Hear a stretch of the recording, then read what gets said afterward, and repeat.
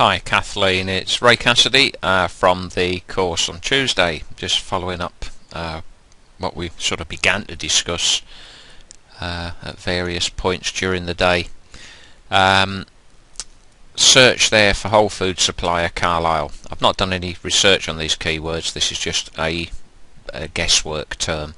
And I'm not signed into my Google account, so it's a fairly clean search in the sense that I don't spend a lot of time searching for whole food suppliers up in this area, so Google isn't sort of predisposed to show me anybody, hopefully. However, for Carlisle, your shop shows up, your 192 listing shows up quite strongly. Have a look, and it does look as if it is only the very basic listing, and I'm guessing here you haven't even claimed it. So first things first, if you haven't actually made that listing yourself, get it claimed and get it beefed up, because that's actually very good for your business to have that one there sitting at the top. And that says that the other whole food suppliers are not competing very strongly, so you have a good opportunity to consolidate your local sort of ranking ability. So this isn't nice and neatly prepared. I'm seeing this as I talk to you. Okay, let's see what else we've got. So for Carlisle, if this browser will cooperate, Suma, I've heard of them. They're big sort of big bunch of people, aren't they? Sustain Web, another directory, Silex. This is quite a powerful directory. Holland and back, yeah, they're national, aren't they? So Julian Graves as well, Christine Lumsden, Body Care, Wholesome. Okay, so the problem with having a good listing is that you know, even if your directory listings rank well, you're still sitting there with all your competition. But you know, it's better to be there than to not be there. Castile Organic Store. Oh, sorry. Okay, I wasn't expecting to see any sign of you at the moment for Carlisle, so you've got one listing there and one listing there. That's two bits of presence. I also did the search for Brampton, and we got the usual rash of Canadian things popping up. For the last that was hairdressing, Priscilla, she was actually, the map that came up was actually Brampton near Barnsley. Right, so this looks American. Wholefoods Martin, Brampton, and so you're in 4th place for Brampton, so that's actually not bad. Let's have a look at your Google Plus page very quickly, and we'll have a look at your website a little later. That looks pretty nice. Reviewed, yeah. So you've good, yeah. You've actually taken the time to put a proper, decent profile up there. Get some more photos up. Well optimized, lots of photos. They're picking up the old Quipe review, and get following some people that either buy your stuff or who are connected with the trade in some way.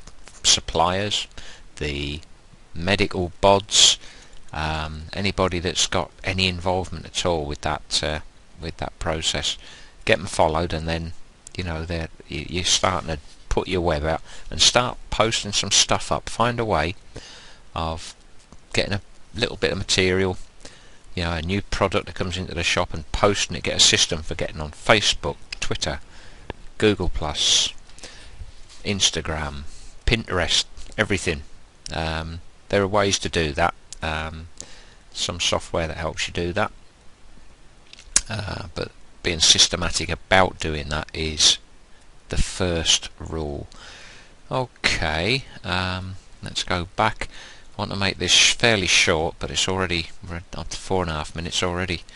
Right, let's move on there. Half Moon Wholefoods, and this was your searching on your brand name. Sorry, I was interrupted after I started this. So you've got a Yell.com, you've got a Facebook, you've got a Yelp with a good review, 5-star review. See if you can milk a few more of those. Brampton and beyond, I'm guessing, is a local, hyper-local directory. There's your 192 listing again and again. Oh no, this is a different one down in Huddersfield.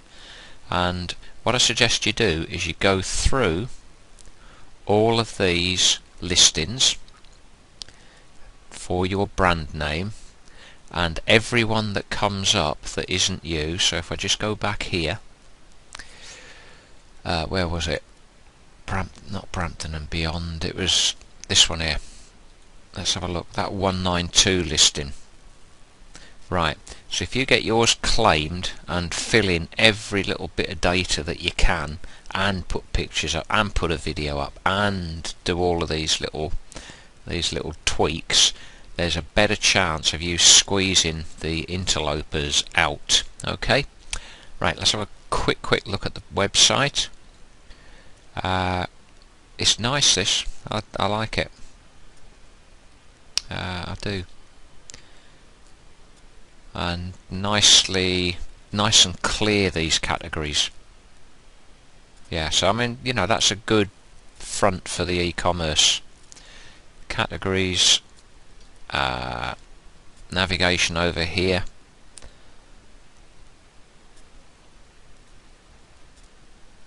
Okay, what's it asking me to do?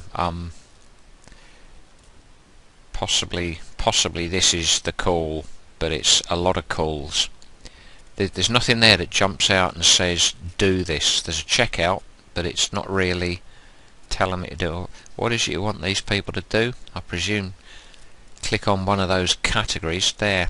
Yeah, somehow that didn't jump out at me. Click here to see our full range of quality hampers. I'm old and blind and stupid, but you know, that is the old and blind and stupids who aren't web savvy that you're trying to get in there as well. So if I'm missing it, there's a fair chance that a lot of your customers are.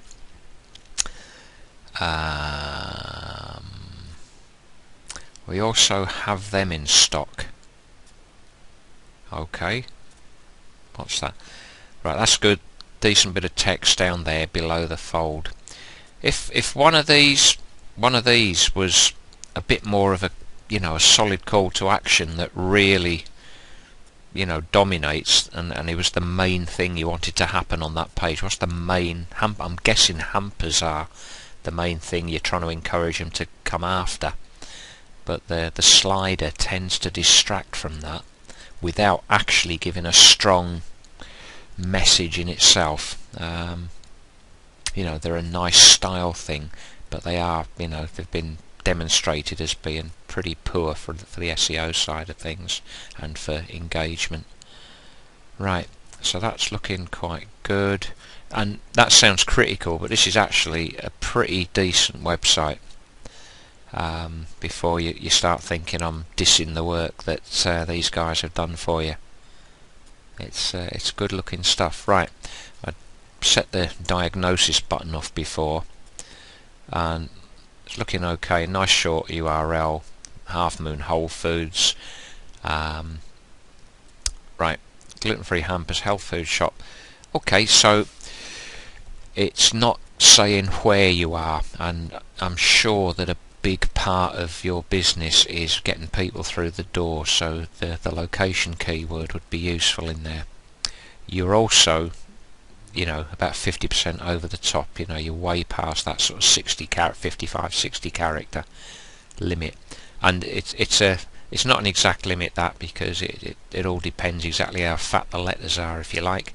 You know, you can experiment with the title tag and see what does show in the results. This looks good. Half Moon Wholefoods Health Shop in Brampton, Cumbria, supplying items such as diabetic hampers. Okay, get that to tell me what to do. Turn that meta description into a call to action, and tell people why they should come and see you. Why should they click on you? Meta keywords. That's a good way to do it. Yeah, 4 keywords. As I say, Google takes absolutely no notice, but the other search engines, you know, the little tiddly ones, the things I don't even know the names of, they do take a little bit of notice. Gluten-free hampers. Right, there's a definite theme here, gluten-free hampers. So I wasn't getting that on the front page. Right, I was getting hampers. It looks to me like you've got a thing going for gluten-free hampers. So, you know, smack me in the eyeballs with gluten-free hampers, because that seems to be a target. I may be misinterpreting, but that's the message I'm getting from the back end here. Yeah, if you can get them to change that to ENGB. I noticed the coding isn't WordPress, it looks like a different content management system, possibly Joomla or Drupal, so it should be possible to do that. And this, because you're an e-commerce setup, these micro formats, if you can deal with the pain of getting your head around this side of things, or deal with the cost of getting a developer or an SEO guy to get their head around it for your particular market, this could make a difference to your showing out nationally once we get these major items sorted. So yeah, that's looking good. Yeah,